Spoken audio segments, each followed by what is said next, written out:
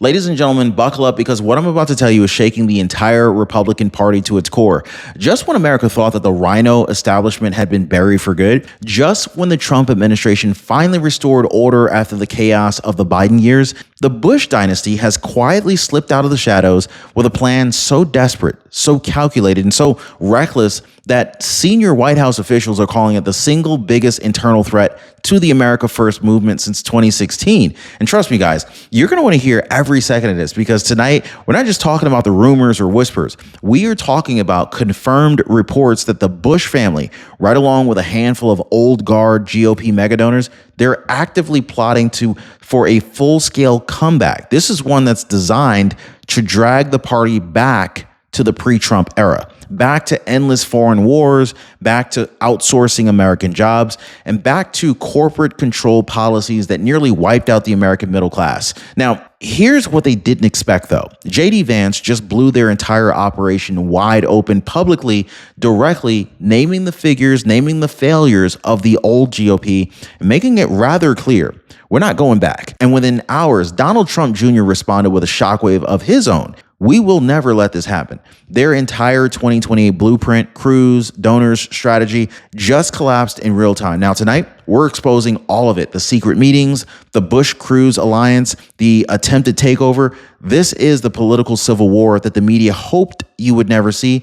And it starts right now. Hit the like button and subscribe. Now, let's go ahead and break this down, okay? Because what's happening behind the scenes is even more disturbing than what the public headlines reveal. Now, over the past several days, multiple reports, credible reports, confirm that a renewed RINO sabotage effort is underway inside the Republican Party. Not whispers, not speculation, but documented moves by old guard operatives. They're attempting to claw back the power that they lost when President Trump reclaimed the White House earlier this year. Now, here's the part that they hope that you would not hear. This isn't even a small faction. It's coordinated, it's deeper, larger, more strategic than anything exposed in the original RINO plot months ago. This is a full-scale takeover attempt, plain and simple. And leading this attempt comeback, shockingly, but maybe not surprisingly, is the Bush family. Yes, the same dynasty that shaped the GOP establishment for decades is suddenly reactivating old donor networks, phoning consultants, and quietly assembling the very operatives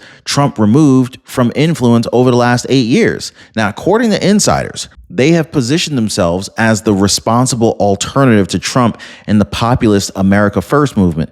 But let's be honest here, guys. Every time the Bush wing held power, we got open borders, globalist trade deals, and endless foreign entanglements. This is why Trump allies are alarmed. These aren't innocent meetings. This is the blueprint of a direct ideological counterattack. Now, here's where things get even more revealing. Early leaked conversation, yes, leaked, show that the Bush network has quietly identified their preferred 2028 candidate, and it's none other than Ted Cruz. This is the same Ted Cruz whose political roots tie directly back to Bush World fundraising, Bush World strategists, and Bush World donor circles going all the way back to 2016. To the old GOP establishment. To the old GOP establishment, Cruz is the perfect Trojan horse, conservative enough to appear acceptable to the base, but loyal enough to restore the pre-Trump Republican blueprint. And when you compare this to Cruz's history of siding with foreign interests over America First, the alignment becomes undeniable.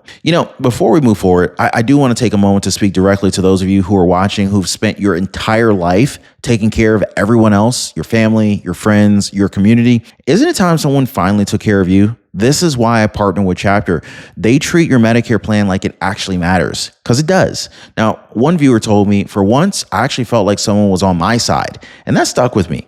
So let me ask you, do you deserve a team that protects you? Now, most people already found theirs at the phone number down below on your screen or by visiting askchapter.org/Ron. That phone number again is 909-563-8279. And here's what another viewer had to say. So Carrie Mask said, Chapter just saved me $3,500 by changing plans. I love it, guys. That's real money, real relief, real help. All right, so let's get back to the breaking political drama here. So here's the part that really sent shockwaves through the country. Donald Trump Jr. didn't just stay silent. He didn't deflect. He didn't water it down. He went full public, full force, warning that the MAGA movement will never allow GOP to be hijacked again by establishment insiders. His message wasn't just a statement, it was a shot across the bow. It told the Bush camp, the Cruz camp, and every RINO lurking the shadows that the White House is fully aware of the plot and already preparing to counter it. And the timing matters. Trump is still the sitting president. This fight is happening right now, not in some distant future. And right as that warning from Don Jr. hit the political bloodstream, Vice President J.D. Vance stepped in with what might be the most devastating rebuke of the old GOP that we've heard in over a decade. Vance didn't tiptoe. He went scorched earth, calling out the catastrophic failures that defined the Bush-era Republican Party, the outsourcing of American jobs, the disastrous foreign wars, the globalist economic agenda, and the collapse of the U.S. manufacturing.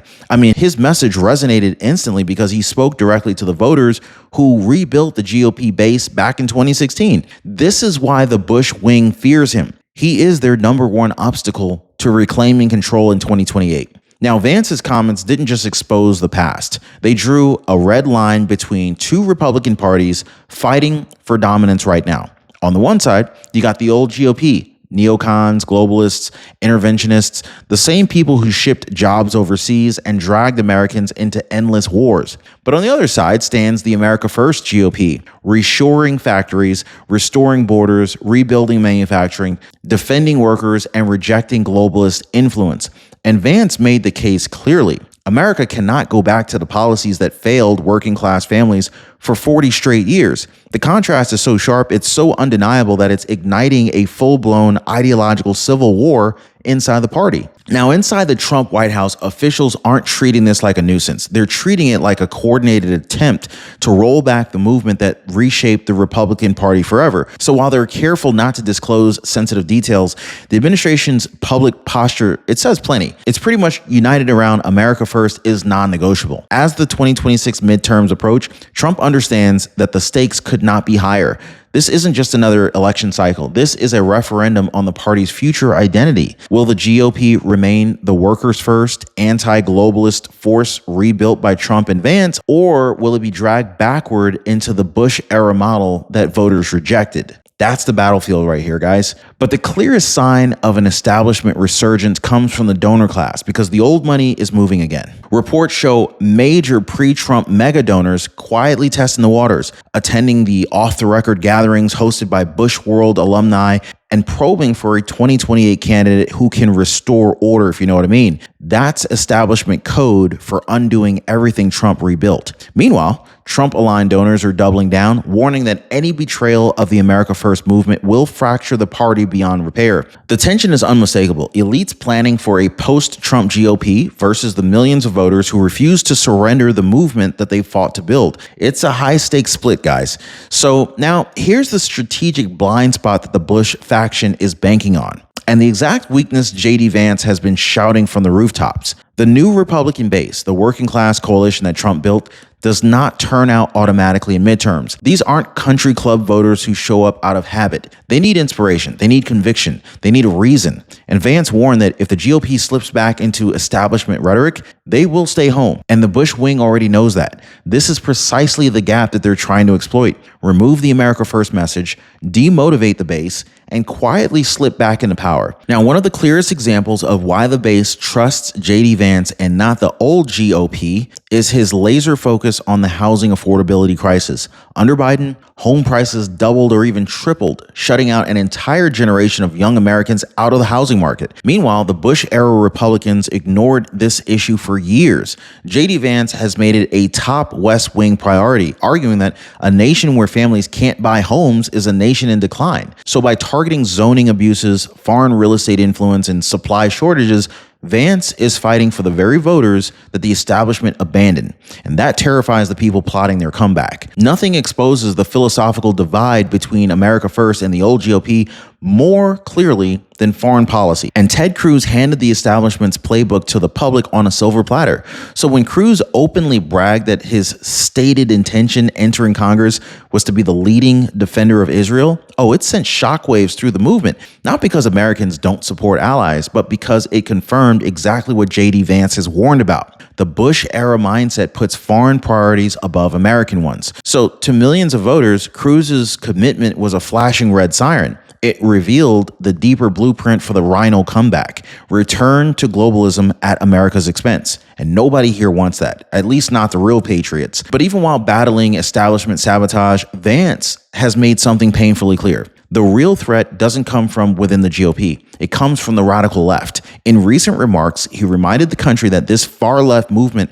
has no policies, it has no reform, it has no platform, and it has no vision beyond one objective: destroy President Trump and anyone connected to his administration. Now, Vance warned that internal division only weakens Republicans at the exact moment when the left is escalating its political warfare, weaponizing institutions and targeting Trump allies. His point was unmistakable. The party cannot afford disunity, not when the far left is actively trying to dismantle the America First agenda. So when you step back and kind of look at the bigger picture, it becomes obvious. We are living through the most important internal Republican showdown since President Trump first came down that escalator in 2015. Only now the stakes are even higher. I mean, Trump is the sitting president. The 2026 midterms are charging toward us like a freight train, and looming just beyond that is the 2028 election, which will determine whether America First becomes the permanent identity for the GOP or whether the party is dragged back to the Bush-era model that voters rejected almost a decade ago. This isn't political drama. This is a historic identity war. And so let's be brutally honest about what a Bush-era comeback would mean for this country. Because the establishment won't say it out loud, it means a return to free trade globalism that gutted American manufacturing. It means foreign interventionism, endless wars, and defense contractors running the show again. It means corporate first economics where Wall Street thrives and working families get crumbs. And it means amnesty leading immigration policies that flood the labor market and depress wages. Everything the America First movement fought to overturn, everything voters rejected in 2016, it would be reinstated overnight. This is the future that the Bush wing is quietly engineering behind the scenes. And so here's the part that should terrify every RINO scheming for a comeback. The America First base has already mobilized. Social media is erupting. Influencers like this channel are calling out the plot by name, and grassroots leaders who fought alongside Trump in 2016, they're stepping forward again. JD Vance's voice has become the philosophical backbone of this movement,